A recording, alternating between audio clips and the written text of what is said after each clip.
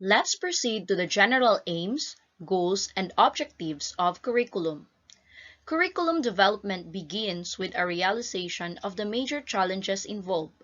People agree that school curricula should enable students to attain knowledge, skills, and attitudes. Some people favor curricula that cultivate a global perspective. Others think that local concern should be prioritized.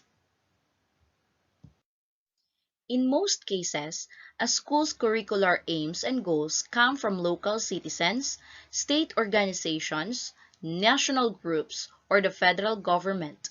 Schools have much greater input with regard to objectives. Educators' first step in curriculum development should be analysis of needs and tasks.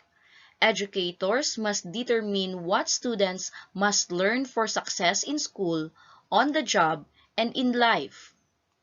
During this phase, curriculum developers gather data that inform their decisions regarding what content is necessary, appropriate sequencing of the content, appropriate instructional strategies, and how the various curricular components should be tailored to students.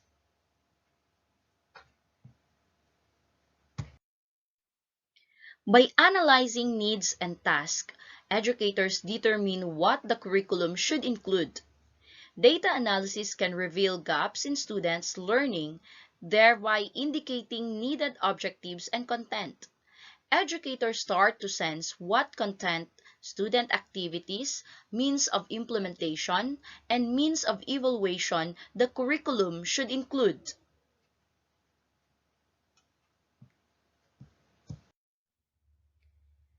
Aims provide answers as to why we adhere to particular beliefs and actions. Aims provide direction and reflect our value judgments. Ralph Tyler summarized the aims of U.S. schooling as first, developing self-realization, next, making individuals literate, third, encouraging social mobility, fourth, providing the skills and understanding necessary for productive employment, fifth, furnishing tools requisite for making effective choices regarding material and non-material things and service, and lastly, furnishing the tools necessary for continued learning. So these aims are still relevant today. Noddings opines that today in education, we really do not frequently query ourselves as to why we are doing what we are doing. Why are we striving for certain things? Frequently, in this 21st century, educators do not raise the why at all. Rather, politicians and the corporate community provide the whys, and the answers to the whys provided are self-serving. Make our children have the best test scores in the international community to be the most powerful and economically successful country in the world. In the 1918, the National Education Association's Commission on the Reorganization of Secondary Education listed education's general aims as follows. First, health. Second, command of fundamental processes. Third, worthy home membership. Fourth, vocational education. Fifth, civic education. Sixth, worthy use of leisure. And seven, ethical character. However, Nodding suggests that the cardinal principles are actually most relevant for aims taught in the current century. Education in today's world is not to just educate or train students to be cogs in the industrial machine.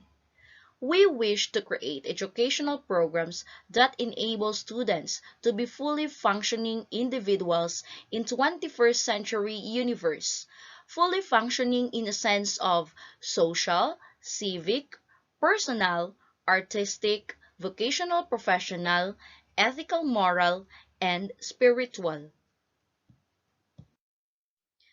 Of course, aims will not be totally maintained.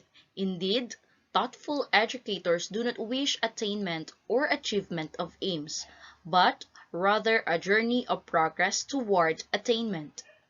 Noddings notes education should possess aims that will enable our student citizen to strive for world peace and prosperity.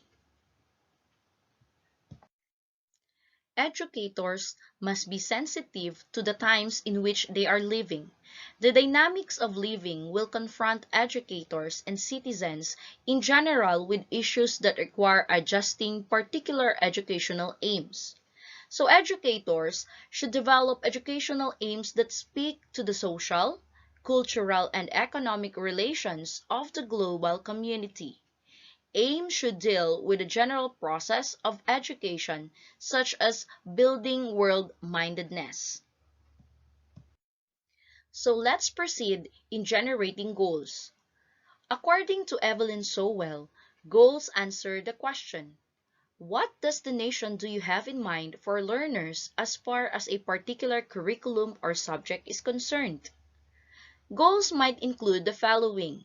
Students think critically, students are diverse people, and students assume responsibility for their own learning. Diane Ravitch in 1995 posited that a standard is a goal as to what should be accomplished and also a measure of progress in attaining that goal. It is both part of curriculum development and also curriculum evaluation. A goal does indicate what could or should be learned, but it is much more general than a standard. Standards, as Ravitch and others define the term, are more akin to educational objectives that define in quite specific terms what students are to learn and what behavior or behaviors they are to demonstrate. Ravitch defines what students are to learn as content standard. What behavior students are to master define the performance standards.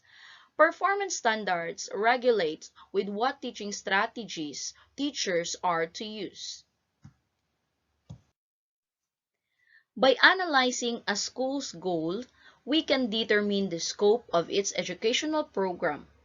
Unlike aims, goals are more specific.